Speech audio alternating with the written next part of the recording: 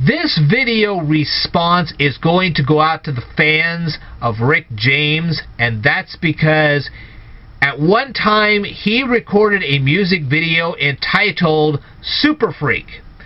And I'm going to discuss it here in this particular video. I don't really have a lot of questions about it because it is kind of a neat song. Not exactly the best song in the world, but I do actually like this wonderful song. I really do. So I'm going to go ahead and discuss it real quick. There's not a whole lot of details to it, but I'm going to discuss it. If you guys want to discuss it too, you can go ahead and leave comments down here below. I'd love to hear what you have to say. Alrighty, so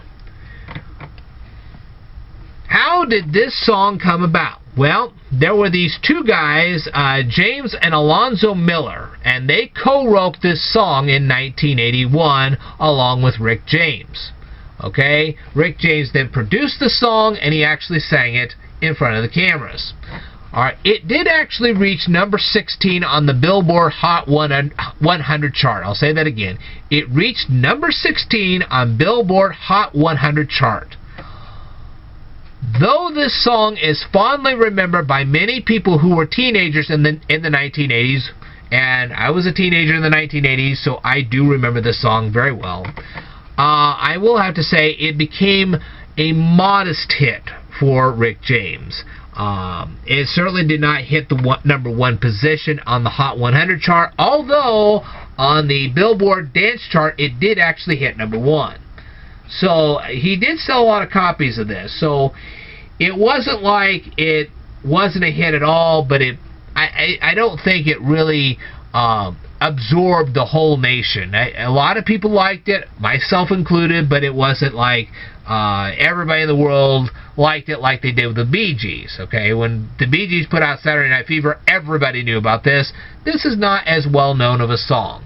Doesn't mean that nobody knows about it, because there's a lot of people who do, but not everybody does. So, anyway, well,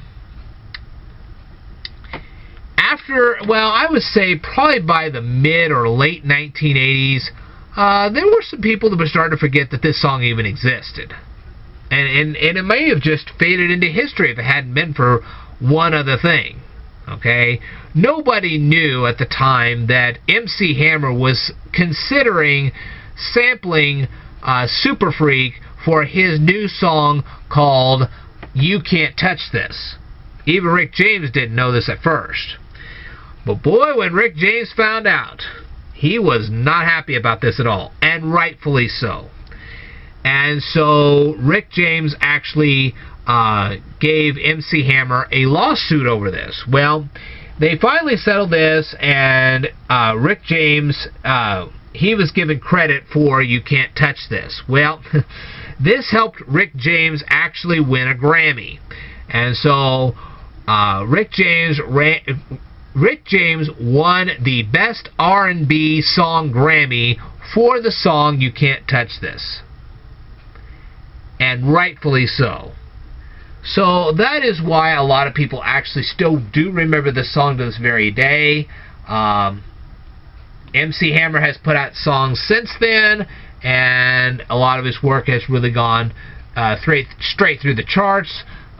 So that's how Rick James forever became connected with MC Hammer. Not the most ideal of situations, but there you go. Alrighty, if you guys want to leave me some comments on this, you can go ahead and leave them down here in the comments below. I will tell you more in a future video, so I would like for you to stay tuned.